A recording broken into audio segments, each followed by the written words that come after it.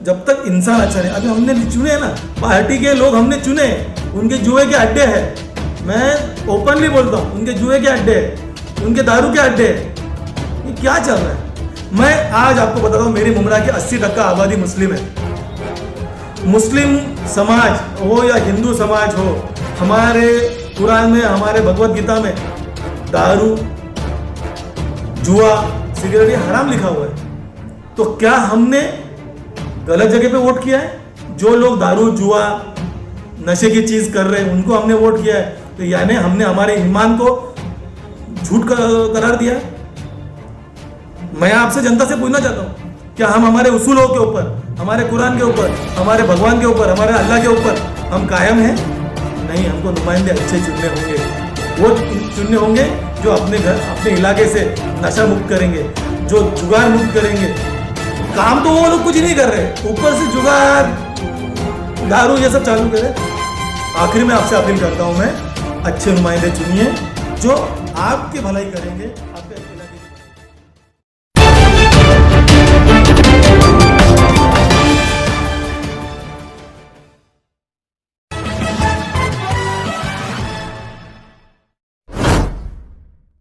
सुधीर भाई, पिछले काफी समय से शहर में ये चर्चा हो रही है कि आप अपनी पार्टी शिवसेना से नाराज चल रहे हैं और बहुत जल्द पार्टी छोड़ने वाले हैं। कल जो शमीम खान, जो कड़वा मुमरा विधानसभा एनसीपी के जो अध्यक्ष है, उनसे आपकी मुलाकात हुई। इस मुलाकात ने कहीं ना कहीं ये जो अटकलें लगाई जा रही है आपके बारे में कि आप पार्टी छोड़ने वाले हैं, तो इस मुलाकात से उसको काफी बल मिलता है इस बात को।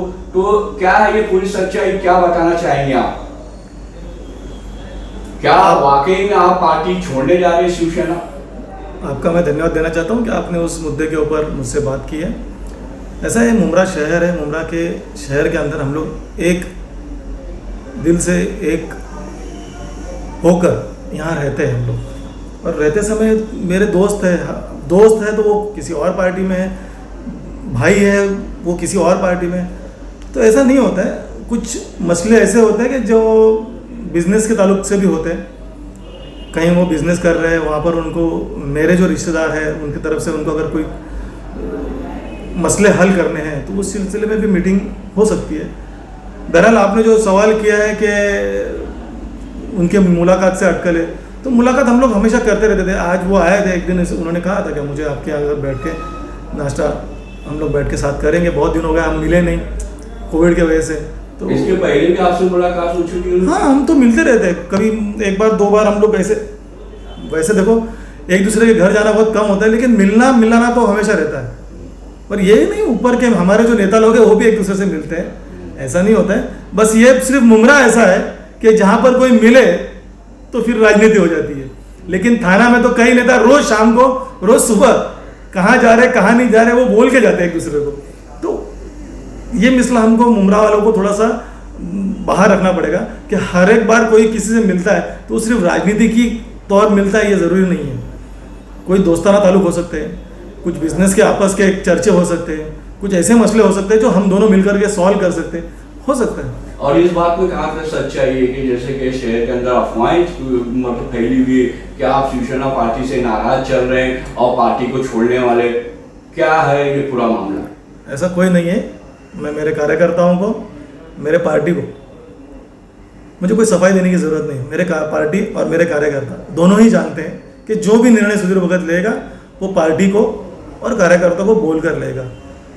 और बहरहाल अभी तक तो ऐसा कोई मेरा इरादा नहीं है।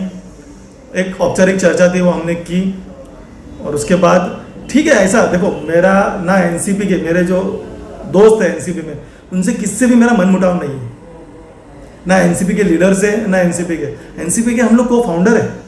मुमरा के अंदर एनसीपी लाना ये हम लोग की शुरुआत थी। और दूसरी बात, मेरे शिवसेना के अंदर किसी, ना खासदार से, ना हमारे पालक मंत्री साहब से, ना कोई भी मेरा ऐसा छोटा कार्यकर्ता, उससे मेरा मनमुटाव नहीं है। मेरा वो स्वभाव नहीं रहा है। मेरा स्वभाव सुभाष चंद्र बोस, चंद्रशेखर आज़ाद और भगत सिंह जैसा है।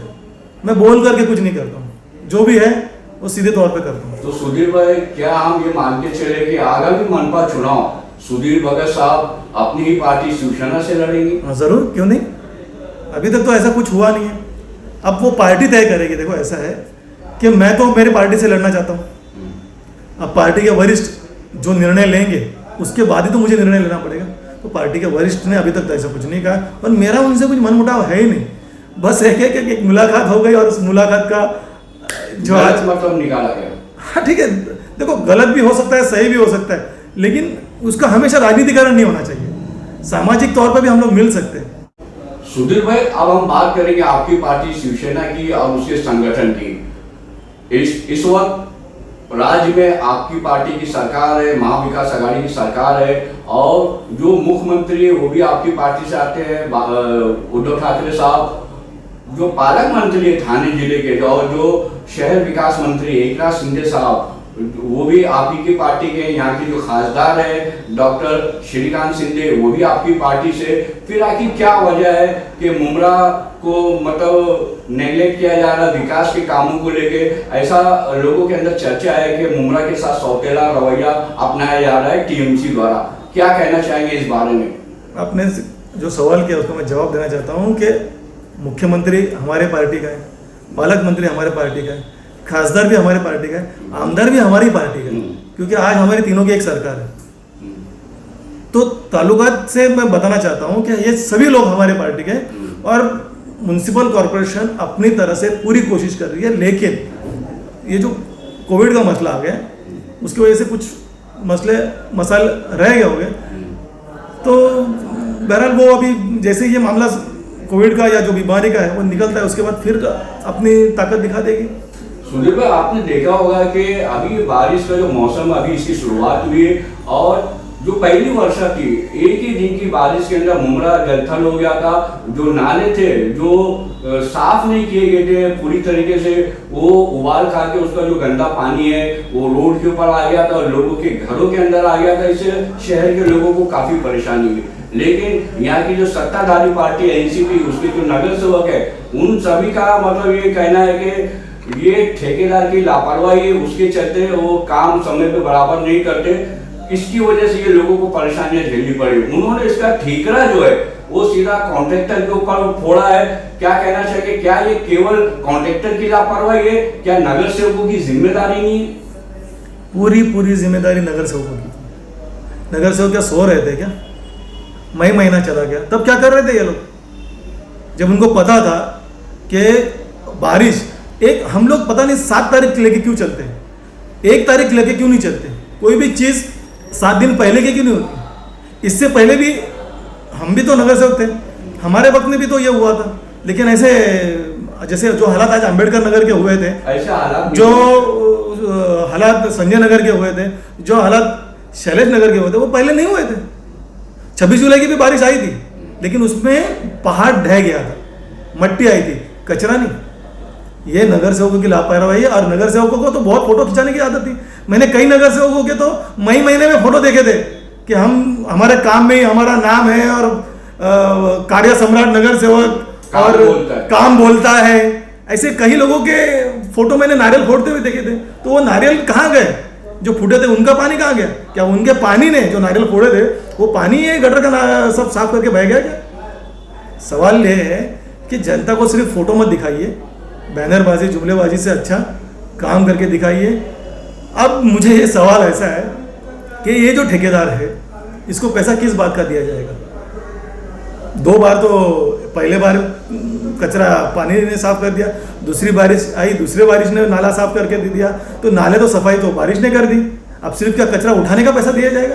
तो अब नगर सेवकों को चाहिए कि वो लोग कॉन्ट्रैक्टर को सिर्फ कचरा उठाने का पैसा दिया जाए, नाले सफाई का पैसा नहीं देना चाहिए। और रही बात कचरे की, तो आज मैं अभी इसी वक्त आपको बताता हूँ, सम्राट नगर के पास जाके देखिए, दुनिया भर का कचरा पड़ा हुआ है, वो उठा नहीं है, आज 1 महीना हो गया। संजय नगर के बाहर कचरा पड़ा हुआ है, कौसा में कचरा पड़ा हुआ है, कौसा जाम अपनी जो मस्जिद है उसके बाहर जो है उसके नाले की आप हालत देखिए। हम हर जगह की बात कर रहा हूँ, मैं किसी एक पर्टिकुलर एरिया की बात नहीं कर रहा। मेरे घर के पीछे जो नाला पड़ा है उसको आप हालत देखोगे तो आप सोचोगे कि आप किस तरह से लोग बर्दाश्त कर रहे हैं। सुधीर भाई, एक सवाल मैं और आपसे पूछना चाहूंगा कि शिवसेना पार्टी जो है वो महाराष्ट्र की एक बड़ी पार्टी मानी जाती है, फिर आखिर क्या वजह है कि मतलब मुमरा की अगर हम बात करें तो आपकी पार्टी का जो संगठन है वो कहीं ना कहीं कमजोर पड़ता दिखाई देता है, क्यों नहीं संगठन को मजबूत किया जाता है शिवसेना की तरफ से? मैं एक आपसे सवाल करता हूँ, आपने मुझसे सवाल किया, मैं एक आपको सवाल करता हूँ। समाजवादी क्यों कमजोर हो गए? मुस्लिम लीग क्यों कमजोर हो गई? बीजेपी क्यों कमजोर है? शिवसेना क्यों कमजोर हो रही है? इसकी जिम्मेदार यहाँ की जनता है। जनता नहीं चाहती है कि किसी, हम तो कोशिश कर रहे हैं, हम तो हर मुस्लिम चेहरे के घर में, हर मुस्लिम लोगों के घर में, हर हिंदू आदमी के घर में, हर क्रिश्चियन आदमी के घर में, हर पंजाबी के घर में हम जा रहे हैं, हम लोगों को बोल रहे हैं कि हमसे जुड़ो, हम कोई दुश्मन नहीं है आपके, एक सिर्फ संगठन है हमारा। और मुझे नहीं लगता है आज शिवसेना की जो स्टाइल है या जो काम करने का तरीका है उससे कोई नाराज होना चाहिए। हर तबके के लिए, हर समाज के लिए काम कर रही है। यहाँ तक कि अभी आपने देखा रहेगा, कुछ दिनों पहले एक न्यूज़ आई थी जिसमें मुस्लिम आरक्षण के बारे में शिवसेना सोच रही है। लेकिन हमारा समाज, हमारे यानी मैं जब मुमरा में रहता हूँ तो मैं मुमरा की जो सबसे ज़्यादा आबादी है उसके बारे में बात करता हूँ। हमारा समाज कब शिवसेना के बारे में सोचेगा? हम उनको जो थे उनको आपने घर में बिठा दिया, आप क्या उम्मीद करते हो कि शिवसेना को घर में बिठा करके और आप बोलोगे हमारे लिए बाहर आके काम करो? नहीं, आपने जो नुमाइंदे चुन के दिए वो आपके लिए काम करेंगे। कोई भी आदमी अपने घर का तो लगा कर काम नहीं करता है। जो पार्टी से आता है या जो नगर पालिका से आता है उसके जोर के ऊपर वो लोगों की सेवा करता है। तो मेरी एक अपील है कि कोई संगठन कमजोर नहीं है, उसको वहाँ के लोग कमजोर करते हैं जब तक वो संगठन के साथ जुड़ते नहीं है। सुधीर भाई, एक सवाल मैं और आपसे पूछना चाहूंगा, जैसे कि आप भी अच्छी तरीके से जानते हैं कि लगभग 1.5 साल हो गया और 1.5 साल से पूरा देश जो है कोरोना महामारी के संकट से जूझ रहा है और महाराष्ट्र के अंदर भी इसने अपना बहुत बुरा प्रभाव डाला था। मुमरा की अगर बात करें तो जहाँ तक मुमरा की अगर हम बात करें तो पूरे थाने जिले में 9 प्रभाग समितियां आती है, उसमें मुमरा एक ऐसी प्रभाग समिति थी जहाँ पे कोविड के पेशेंट काफी कम मात्रा में पाए जा रहे थे। तो कहीं ना कहीं इसका जो क्रेडिट जाता है यहाँ की जो लोकल हमारे गली मोहल्ले में जो डॉक्टर होते हैं उन्होंने जिस तरीके से उनके पास आने वाले पेशेंट का ट्रीटमेंट किया और उनको उनका इलाज करके मतलब उनको उनके मर्ज को ठीक किया और बड़े अस्पताल से जाने से रोका, तो कहीं ना कहीं वो भी असली हीरो है इस कोरोना काल के। लेकिन देखने में यह आ रहा है कि उनकी अनदेखी की जा रही है हमारे गली मोहल्ले के डॉक्टरों की, जिन्होंने कोरोना के समय में अहम रोल अदा किया था कोरोना को मुमरा में फैलने से, लेकिन उनकी अनदेखी करके ऐसे लोगों को मतलब ना कोरोना का योद्धा का सर्टिफिकेट दिया जा रहा है जो डर के मारे कभी घरों से नहीं निकलते थे। तो क्या कहना चाहोगे ऐसे हमारे जो डॉक्टर है जिन्होंने जान की परवाह न करते हुए रात दिन अपनी सेवाएं दी और लोगों को मर्ज को ठीक करते हुए कोरोना के संकट को कम किया मुमरा में, इस बारे में आपका क्या कहना है? एकदम नब्ज पकड़ी है आपने और सही सटीक निशाना लगाया।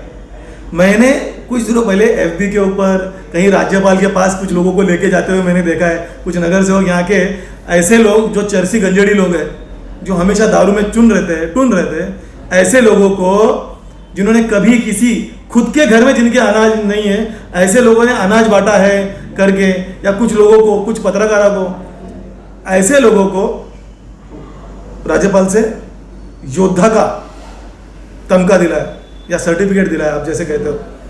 अरे जो डॉक्टर्स लोग थे, जो एम्बुलेंस चला रहे थे, जो सफाई कर्मचारी थे, जो किसी चीज की परवाह ना करते हुए आपकी गंदगी साफ कर रहे थे, वो कहां गए? वो योद्धा थे।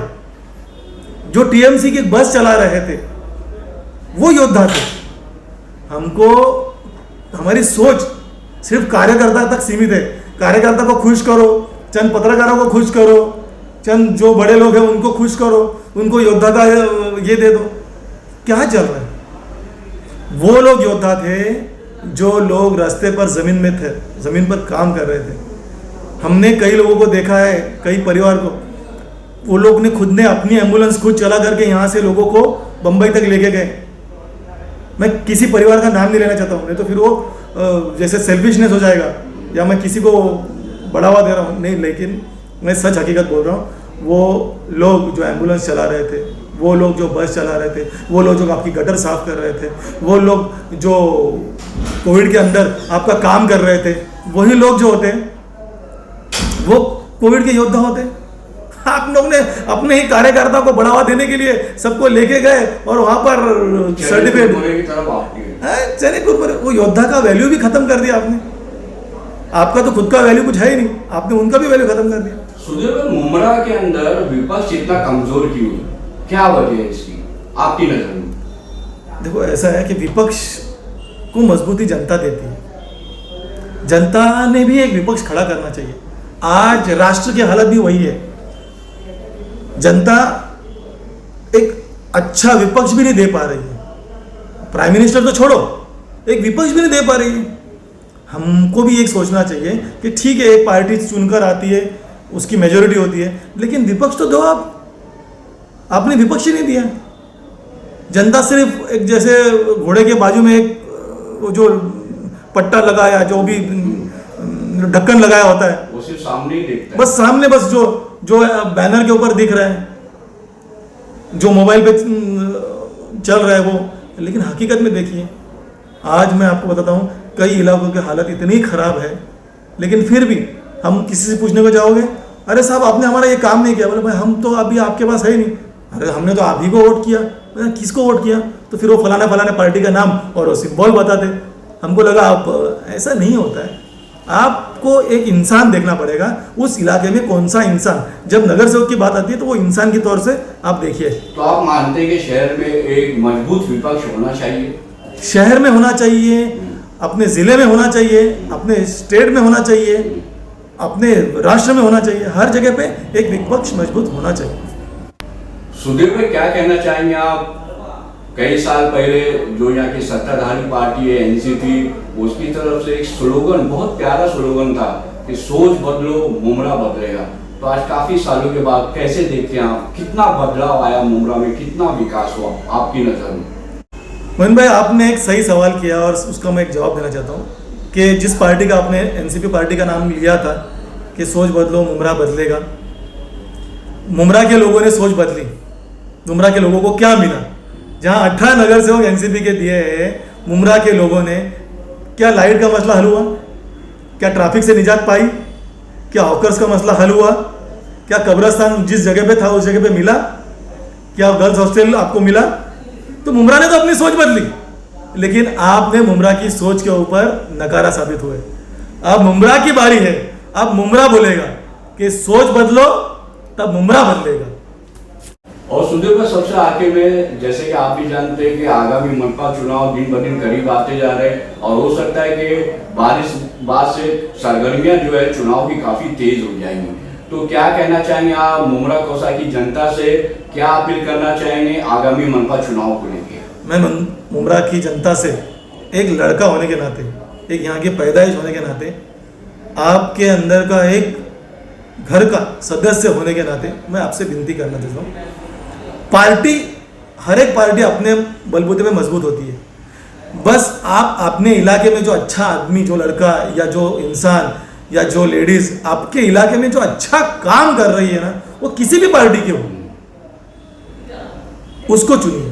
किसी भी पार्टी के हो। आप जब तक इंसान अच्छा नहीं, अभी हमने चुने ना, पार्टी के लोग हमने चुने, उनके जुए के अड्डे हैं। मैं ओपनली बोलता हूँ, उनके जुए के अड्डे हैं, उनके दारू के अड्डे हैं। ये क्या चल रहा है? मैं आज आपको बताता हूँ, मेरी मुमरा की 80% आबादी मुस्लिम है।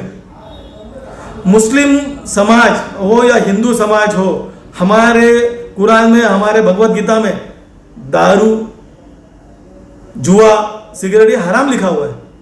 तो क्या हमने गलत जगह पे वोट किया है? जो लोग दारू, जुआ, नशे की चीज कर रहे हैं उनको हमने वोट किया है, तो यानी हमने हमारे ईमान को झूठ करार दिया है। मैं आपसे जनता से पूछना चाहता हूं, क्या हम हमारे उसूलों के ऊपर, हमारे कुरान के ऊपर, हमारे भगवान के ऊपर, हमारे अल्लाह के ऊपर हम कायम हैं? नहीं, हमको नुमाइंदे अच्छे चुनने होंगे। वो चुनने होंगे जो अपने घर, अपने इलाके से नशा मुक्त करेंगे, जो जुगाड़ मुक्त करेंगे। काम तो वो लोग कुछ नहीं कर रहे, ऊपर से जुगाड़, दारू ये सब चालू करे। आखिर में आपसे अपील करता हूं मैं, अच्छे नुमाइंदे चुनिए जो आपके भलाई करेंगे, आपके इलाके की भलाई करेंगे।